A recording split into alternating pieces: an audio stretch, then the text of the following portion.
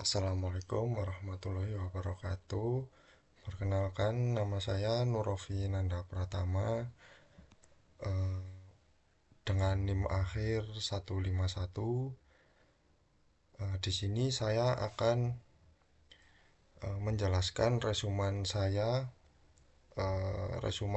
dari buku yang berjudul Buku Ajar Viktimologi, yaitu yang ditulis oleh Dr. Haji Erwin Owan Hermansyah Sutoto, SHMH, Zulkifli Ismail, SHMH, dan Melanie Pita Lestari, SSMH.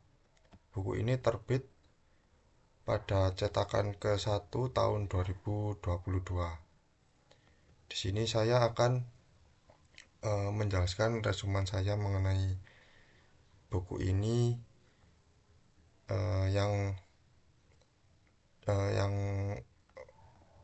meliputi dengan ruang lingkup. Yang pertama, aspek psikologis korban, terus aspek sosial korban, dan aspek ekonomi korban. Untuk pertama-tama, saya akan menjelaskan resumen dengan ruang lingkup aspek psikologis korban dari buku ini, yaitu kerugian psikologis sebagai dampak terbesar. Nah, pada buku ini, kerugian yang dialami oleh korban akibat terjadinya suatu kejahatan tidak selalu berupa kerugian material atau penderitaan fisik saja, tetapi yang paling besar pengaruhnya adalah kerugian atau dampak psikologis. Korban kejahatan bisa terus merasa dibayang-bayangi oleh kejahatan yang telah menimpanya, yang dapat menghalangnya untuk beraktivitas dalam kehidupan sehari-hari. Bagi korban kejahatan, dengan terjadinya kejahatan yang menimpa dirinya tentu akan menghancurkan sistem kepercayaan terhadap masyarakat dan ketertiban umum, yang berwujud munculnya gejala-gejala rasa takut, gelisah, rasa curiga, sinisme, depresi, kesepian, dan berbagai perilaku penghindaran yang lain. Secara sosiologis, masyarakat dipandang sebagai sebuah sistem kepercayaan yang melembaga atau system of institutional trust. Dan tanpa kepercayaan ini, kehidupan sosial tidak mungkin berjalan dengan baik, sebab tidak ada patokan yang pasti dalam bertingkah laku. Nah, pada buku ini juga dikutip dari buku ini studi kasus kekerasan dalam rumah tangga. Buku ini memberikan contoh konkret tentang dampak psikologis pada wanita korban kekerasan dalam rumah tangga, khususnya yang mengalami kekerasan dalam hubungan intim. Rasa takut adalah perasaan yang paling mendominasi korban. Rasa takut tersebut mengendalikan perilakunya dan mewarnai segala tindak tanduknya. Bahkan ketakutan dapat mengganggu pola tidurnya, memunculkan insomnia dan mimpi-mimpi buruk. Gangguan tidur dapat memunculkan ketergantungan kepada obat-obat tidur dan obat penenang. Pasangannya dapat mengancam keselamatan dirinya, bahkan akan mengancam jiwanya. Jika sampai ia membuka mulut atau bila ia berusaha meninggalkan lelaki itu, hubungan antara korban dan pelaku kejahatan seringkali bersifat personal, terutama dalam kejahatan yang melibatkan keluarga atau yang terjadi dalam rumah tangga.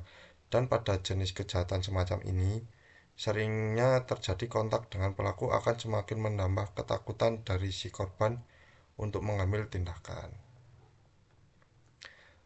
Selanjutnya ialah hak rehabilitasi dan pemulihan psikologis. Mengakui besarnya dampak psikologis pada korban, sistem hukum memberikan hak khusus untuk pemulihan menurut pasal 6 Undang-Undang Nomor 13 Tahun 2006. Korban pelanggaran HAM yang berat, korban tindak pidana terorisme, korban tindak pidana perdagangan orang, korban tindak pidana penyiksaan, korban tindak pidana kekerasan seksual, dan korban penganiayaan berat berhak mendapatkan bantuan medis dan bantuan rehabilitasi psikososial. Terus pada pasal 10 Undang-Undang Nomor 23 tahun 2004 tentang penghapusan kekerasan dalam rumah tangga menyebutkan bahwa korban berhak mendapatkan penanganan secara khusus berkaitan dengan kerahasiaan korban, pendampingan oleh pekerja sosial dan bantuan hukum pada setiap proses pemeriksaan serta pelayanan bimbingan rohani. Pasal 22 ayat 1 Undang-Undang yang sama mengatur bahwa dalam memberikan pelayanan, pekerja sosial harus melangsungkan konseling untuk menguatkan dan memberikan rasa aman bagi korban, memberikan informasi mengenai hak-hak korban untuk mendapatkan perlindungan, mengantarkan korban ke rumah aman atau tempat tinggal alternatif, dan melakukan koordinasi yang terpadu dalam memberikan layanan kepada korban. Nah, itu seputar resuman saya dari aspek psikologis korban. Kurang lebihnya seperti itu dalam buku ini. Nah, selanjutnya, aspek sosial korban. Pada tipologi kerentanan sosial dan biologis, di dalam buku ini mengutip tipologi korban menurut Hans von Hedwig yang mengelompokkan korban berdasarkan karakteristik yang secara potensial dapat menyumbang terjadinya viktimasi. Tipologi ini mencakup generasi muda atau anak dan bayi, kelompok wanita, kelompok lansia, kelompok lemah mental, seperti penderita sakit jiwa, pecandu obat bius, atau alkoholis, kaum imigran, orang asing yang hidup dalam budaya setempat, minoritas, orang terbelakang pikiran, kelompok orang yang tertekan, dan kelompok orang yang terblokir atau marginal. Menurut tipologi Scarver yang juga dikutip dalam buku, terdapat perbedaan antara biologically weak victim, yaitu kelompok umur tertentu yang kondisi fisiknya memungkinkan dirinya menjadi sasaran pelaku kejahatan, dan social weak victim, yaitu imigran dan minoritas yang tidak terintegrasikan ke dalam masyarakat dan berposisi sebagai sasaran empuk pelaku kejahatan. Buku juga menjelaskan bahwa korban dari lingkungan sosial mengarah pada penderitaan seseorang atau kelompok tertentu di masyarakat, dengan contoh-contoh seperti diskriminasi rasial, kasta, genosida, dan korban perang. Lanjut ke perlindungan identitas dan relokasi. Perlindungan sosial bagi korban mencakup hak atas kerahasiaan identitas dan kemungkinan relokasi. Menurut pasal 5 ayat 1 Undang-Undang Nomor 13 tahun 2006, seorang saksi dan korban berhak untuk merahasiakan identitasnya, mendapat identitas baru, mendapat tempat kediaman sementara, dan mendapat tempat kediaman baru. Pasal 44 Undang-Undang Nomor 21 tahun 2007 tentang pemberantasan tindak pidana perdagangan orang memperluas perlindungan ini dengan menyatakan bahwa saksi dan atau korban TPPO berhak memperoleh kerahasiaan identitas, dan hak ini juga diberikan kepada keluarga saksi atau korban sampai derajat kedua bila keluarga saksi atau korban mendapatkan ancaman baik fisik maupun psikis dari orang lain yang berkenaan dengan keterangan saksi atau korban.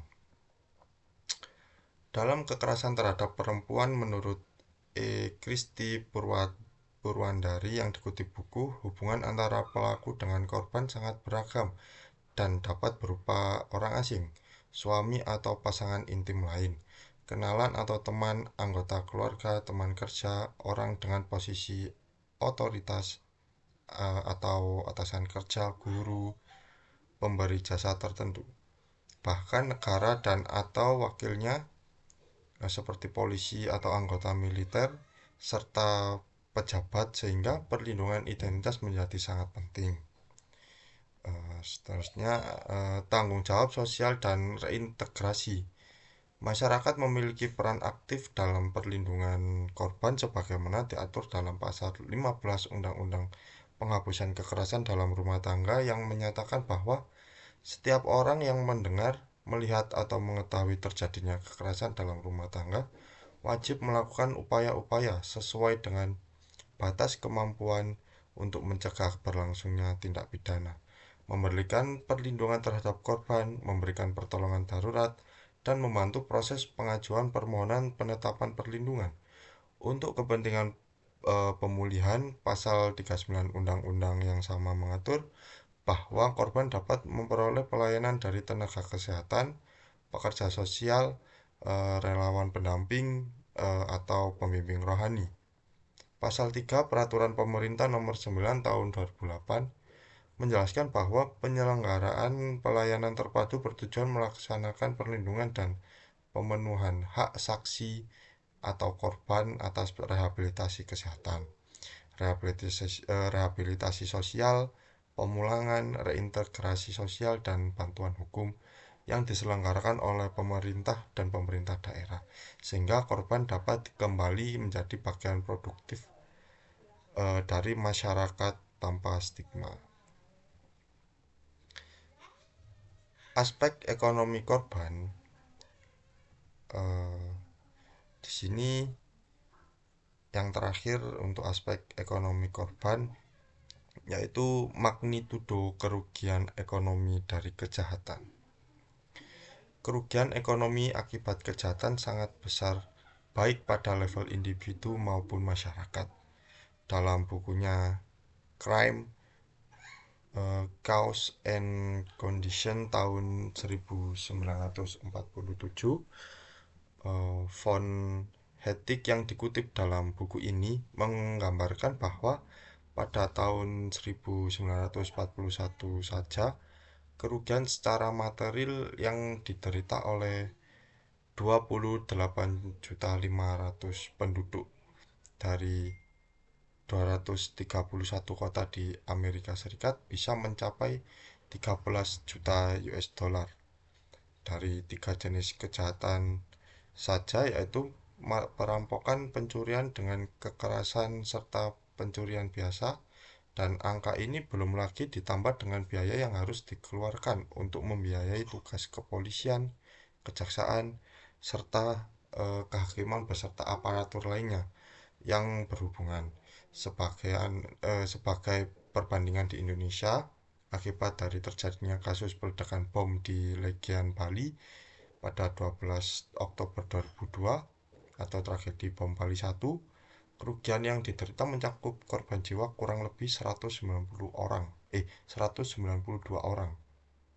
Korban luka-luka sebanyak kurang lebih 161 orang, menghancurkan bangunan dari klub dan pedipub, merusakkan bangunan lainnya berjumlah kurang lebih 422 unit, merusak fasilitas umum berupa kerusakan jaringan telepon, listrik, dan saluran air PDAM. Belum termasuk pembatalan paket-paket wisata asing dan domestik yang perekonomian nasional yang mengalami penurunan drastis. Definisi korban dalam pasal 1 angka 1 Undang-Undang Nomor 13 Tahun 2006 juga secara eksplisit menempatkan kerugian ekonomi sejajar dengan penderitaan fisik dan mental sebagai dimensi penderita korban yang diakui secara hukum. Seterusnya kompensasi dari negara. Di sini kompensasi adalah ganti kerugian yang diberikan oleh negara karena pelaku tidak mampu memberikan ganti kerugian sepenuhnya yang menjadi tanggung jawabnya sebagaimana didefinisikan dalam pasal 1 angka 4 Peraturan Pemerintah Nomor 44 Tahun 2008. Menurut Marjono Reksodiputro yang dikutip dalam buku ini juga, salah satu alasan sehubungan dengan pemerhatian para ilmuwan terhadap viktimologi adalah adanya pemikiran bahwa negara turut bersalah dalam terjadinya korban karena negara yang diwakili oleh pemerintah tidak dapat memberikan rasa aman kepada masyarakat terkait keamanan pada fasilitas umum, kendaraan umum, dan berbagai tempat umum lainnya, sehingga memberikan resiko besar untuk terjadinya kejahatan yang melahirkan korban, sehingga sewajar-wajarnya negara memberikan kompensasi kepada korban. Pasal 7 ayat 1 Undang-Undang Nomor 13 Tahun 2006 menyatakan bahwa setiap korban pelanggaran HAM yang berat dan korban tindak pidana terorisme berhak atas kompensasi. Berhak atas kompensasi yang diajukan oleh korban, keluarga atau kuasa hukumnya kepada pengadilan HAM melalui LPSK, dan pelaksanaan pembayaran kompensasi diberikan oleh LPSK berdasarkan keputusan pengadilan yang telah memperoleh kekuatan hukum tetap.